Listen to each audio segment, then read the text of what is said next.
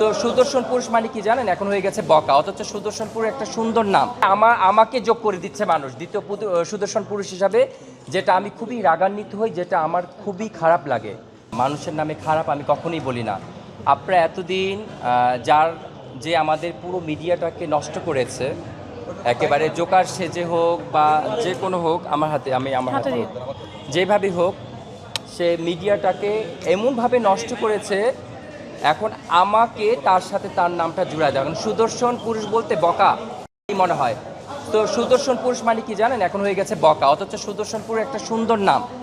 তো এখানে অসুবিধা নেই, আমাকে এটা করতে হবে না প্লিজ, অসুবিধা নেই, আমি কথা বলি।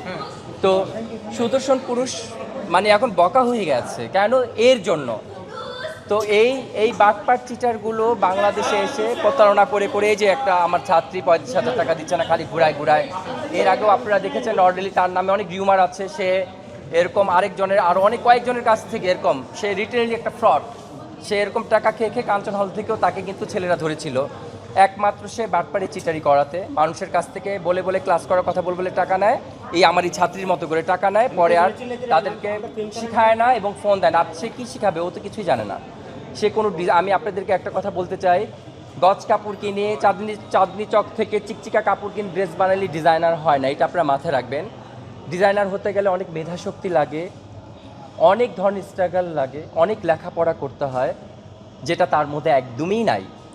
আর সে টোটালি যেগুলো করাচ্ছে এখন আমাদের বাংলাদেশে, তার জন্য আমাদের মিডিয়াটা একদমই অন্ধকার এবং মিডিয়াটা খুবই নাম একটা খুব খারাপ একটা নাম চলে এসছে, এবং তার সাথে আমাকে যোগ করে দিচ্ছে মানুষ দ্বিতীয় সুদর্শন পুরুষ হিসাবে, যেটা আমি খুবই রাগান্বিত হই, যেটা আমার খুবই খারাপ লাগে।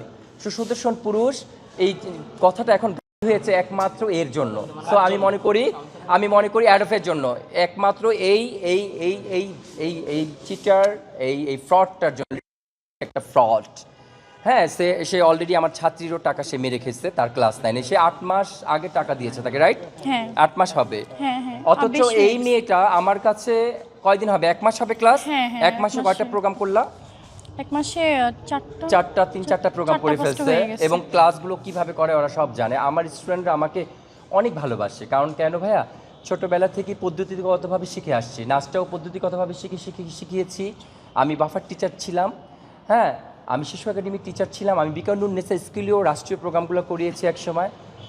তো ফ্যাশন ডিজাইনিংটার উপরও লেখাপড়া করে ফ্যাশন ডিজাইনিংও করছি, ফ্যাশন কোরিওগ্রাফির উপর লেখাপড়া স্টাডি করার পর ফ্যাশন কোরিওগ্রাফি এখন করছি।